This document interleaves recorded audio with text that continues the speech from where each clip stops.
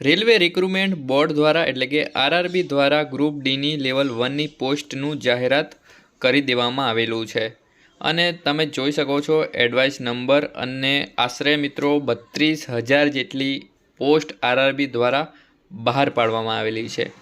તો મિત્રો તમે ઓલ ઇન્ડિયામાંથી પણ ફોર્મ ભરી શકો છો આરઆરબી માટે અને આની જે લાસ્ટ ડેટ છે એપ્લાય માટે 22/2/2025 સુધી તમે ઓનલાઈન ફોર્મ ભરી શકશો અને ઓનલાઈન ફોર્મ ભરવાની જે તારીખ છે મિત્રો 23/1/2025 થી ફોર્મ સ્ટાર્ટ થવાના છે અને 22/2/2025 સુધી તમે ઓનલાઈન ફોર્મ ભરી શકશો। આ તમારે નોંધ લેવું।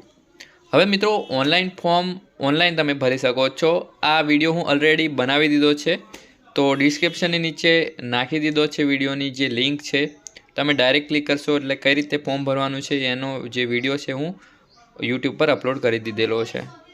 મિત્રો તમારું પગાર ધોરણ એટલે કે સેલેરી તમને 1 મહિનાની 18,000 મળવા પાત્ર છે, એ પણ અલગ અલગ પોસ્ટ મુજબ આ તમારે નોંધ લેવું।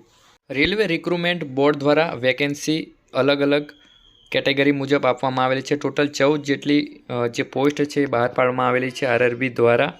અને હવે કેટેગરીની વાત કરી લઈએ, જેમ કે પોઈન્ટ્સમેનની ભરતી છે, એમાં ડિપાર્ટમેન્ટ ટ્રાફિક લાગે, એમાં 5,058 જેટલી પોસ્ટ બહાર પાડવામાં આવેલી છે। અને આસિસ્ટન્ટ ટ્રેક મશીન જેમાં ડિપાર્ટમેન્ટ એન્જિનિયરિંગ લાગે છે, 799 જેટલી પોસ્ટ બહાર પાડવામાં આવેલી છે। અને આસિસ્ટન્ટ બ્રિજમાં એ પણ ડિપાર્ટમેન્ટ એન્જિનિયરિંગ લાગે છે, 301 જેટલી પોસ્ટ બહાર પાડવામાં આવેલી છે। પછી ટ્રેક મેન્ટેનરમાં પણ ડિપાર્ટમેન્ટ એન્જિનિયરિંગ લાગે છે, 13,187 જેટલી ભરતી બહાર પાડવામાં આવેલી છે। આસિસ્ટન્ટ પી વે એમાં પણ એન્જિનિયરિંગ ડિપાર્ટમેન્ટ લાગે છે, 247 જેટલી પોસ્ટ બહાર પાડવામાં આવેલી છે। અને આસિસ્ટન્ટ CNW એમાં ડિપાર્ટમેન્ટ મેકેનિકલ લાગે છે, 287 જેટલી પોસ્ટ બહાર પાડવામાં આવેલી છે। હવે આસિસ્ટન્ટ TRDની વાત કરી લઈએ, એમાં ડિપાર્ટમેન્ટ ઇલેક્ટ્રિશિયન લાગે, એમાં 1381 જેટલી પોસ્ટ બહાર પાડવામાં આવેલી છે। અને હવે આસિસ્ટન્ટ SNT એટલે કે સિગ્નલ એન્ડ ટ્રાફિકમાં ડિપાર્ટમેન્ટ લાગે છે, 2012 જેટલી ભરતી બહાર પાડવામાં આવેલી છે। આસિસ્ટન્ટ લોકો શેડ જેમાં ડીઝલ મેકેનિકલ જેમ કે ડિપાર્ટમેન્ટ મેકેનિકલ લાગે છે, 420 જેટલી ભરતી બહાર પાડવામાં આવેલી છે। આસિસ્ટન્ટ લોકો શેડ ઇલેક્ટ્રિશિયન ડિપાર્ટમેન્ટ છે, 950 જેટલી ભરતી બહાર પાડવામાં આવેલી છે। અને assistant operation electrician department electrician લાગે છે, 744 જેટલી ભરતી બહાર પાડવામાં આવેલી છે। આસિસ્ટન્ટ TL&ACમાં ઇલેક્ટ્રિશિયન ડિપાર્ટમેન્ટ લાગે છે, 1,041 જેટલી ભરતી બહાર પાડવામાં આવેલી છે। આસિસ્ટન્ટ TL&AC વર્કશોપમાં ઇલેક્ટ્રિશિયન ડિપાર્ટમેન્ટ છે, 624 જેટલી ભરતી બહાર પાડવામાં આવેલી છે। અને આસિસ્ટન્ટ વર્કશોપ મેકેનિકલ ડિપાર્ટમેન્ટ લાગે છે, 3,077 જેટલી ભરતી પાડવામાં આવેલી છે। ટોટલ કરીને 32,438 ઓલ ઇન્ડિયામાં ભરતી બહાર પાડવામાં આવેલી છે। હવે તમને જણાવી દઉં કે ગુજરાતમાં કેટલી ભરતી છે। તો આ આપણું જે મેન હેડક્વાર્ટર લાગે છે મુંબઈ, એટલે આપણે વેસ્ટ ઝોનમાં આવે છે, તો આપણે વેસ્ટ ઝોનમાં જ ફોર્મ ભરવાનું છે ગુજરાતમાં જે લોકો આવતા હોઈએ। તો જોઈ શકો છો અહીંયા અલગ અલગ કેટેગરી મુજબ અલગ અલગ વેકેન્સી બહાર પાડવામાં આવેલી છે। તો આ નોટિફિકેશન તમે જોઈ શકો છો વિડીયો પોઝ કરીને। ફોર્મ ભરવા માટે કેટલી ઉંમર જોઈએ, તો જોઈ શકો છો અહીંયા 18 થી 36 વર્ષના જે લોકો કેન્ડિડેટ આવતા હોય તો ફોર્મ ભરી શકે છે। અને મિત્રો આમાં ઉંમરમાં પણ છૂટછાટ આપવામાં આવેલું છે, જેમ કે જે લોકો ઓબીસી કાસ્ટમાં આવતા હોય એમને 3 વર્ષની છૂટછાટ આપવામાં આવેલી છે। અને જે લોકો SC અને ST કેટેગરીમાં આવતા હોય એ 5 વર્ષની છૂટછાટ આપવામાં આવેલી છે। હવે વધારે ઇન્ફોર્મેશન જોઈતી હોય તો આનું નોટિફિકેશન છે હું ડિસ્ક્રિપ્શનમાં નાખી દઉં છું, ક્લિક કરશો એટલે ફૂલ તમને નોટિફિકેશન આરઆરબીનું મળી જશે। હવે એપ્લિકેશન ફીની વાત કરી લઈએ, તો જે લોકો જનરલ ઓબીસી EWS કેટેગરીમાં આવતા હોય એમને 500 રૂપિયા ફી ચૂકવવાની રહેશે। એમાંથી તમે એક્ઝામ આપવા જશો એટલે તમને 400 રૂપિયા રિફંડ મળી જવાના છે।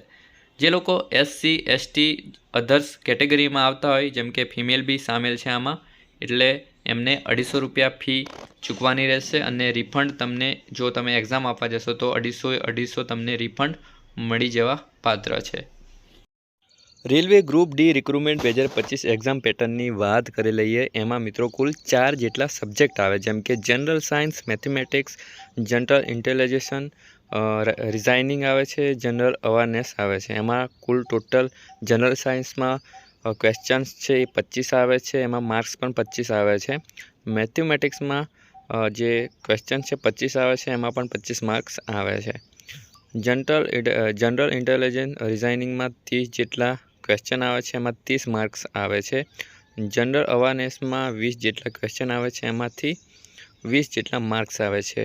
કુલ ટોટલ 100 જેટલા ક્વેશ્ચન આવે છે અને કુલ 100 જેટલા માર્ક્સ આવે છે અને 90 મિનિટનો તમને સમયગાળો આપવામાં આવે છે એક્ઝામ ક્લિયર કરવા માટે. તો મિત્રો, આનું જે ઓનલાઈન ફોર્મ કઈ રીતે ભરવાનું છે રેલવે ગ્રુપ ટીનું, એ હું ઓલરેડી વિડીયો અપલોડ કરી દીધેલો છે આ ચેનલ પર. તો ડિસ્ક્રિપ્શનની નીચે હું લિંક આપી દઉં છું, ડાયરેક્ટ ક્લિક કરશો એટલે તમે ચેનલ પર આવી જશો અને કઈ રીતે ફોર્મ ભરવાનું છે તમને બધી ખબર પડી જશે. રેલવેનું ફોર્મ ભરવા માટે જરૂરી ડોક્યુમેન્ટ્સની વાત કરી લઈએ તો ફોર્મ ભરવા માટે સૌથી પહેલાં તો તમારી પાસે આધાર કાર્ડ હોવું જોઈએ અને જાતિનો દાખલો, એ પણ ઇંગ્લિશમાં, એટલે સેન્ટ્રલનો જોઈએ. ગુજરાતીનો ચાલે નહીં, એટલા માટે આપણે ઇંગ્લિશમાં કઢાવી લેવો જાતિનો દાખલો કેટેગરી મુજબ. 10ની માર્કશીટ તમારે જોઈશે અથવા આઈટીઆઈની માર્કશીટ. જો તમે 10માની ડિટેલ્સ નાખશો તો પણ ચાલી જાય, અથવા આઈટીઆઈ કરેલું હોય તો આઈટીઆઈની ડિટેલ્સ, આઈટીઆઈ પણ કરેલું હોય તો તમારે 10માની અને આઈટીઆઈનું જે માર્કશીટ છે એ એડ કરી લેવી. ફોટો અને સહી તમારે અપલોડ કરી લેવાની છે. ફોટો મિત્રો તમારે રંગીન ચાલશે અથવા વ્હાઇટ બેકગ્રાઉન્ડમાં ચાલશે, અને તમારે મોબાઈલ અને મેલ આઈડી છે એ પણ જોઈશે ફોર્મ ભરવા માટે. તો આટલા ડોક્યુમેન્ટ્સ છે એ તમારે ફોર્મ ભરવા માટે જરૂરી છે. તો મિત્રો, આજનો વિડીયો જે કેવો લાગ્યો મને કમેન્ટમાં જરૂર જણાવો. કોઈ પણ મૂંઝવણ હોય તો મને કમેન્ટમાં જણાવવાનું છે. તો આઈ હોપ કે તમને આ વિડીયો સારો લાગ્યો હશે. વિડીયો લાગ્યો હોય સારો તો વિડીયોને શેર કરી, ચેનલ પર ન હોય તો ચેનલને સબસ્ક્રાઈબ કરી લો. Bye bye.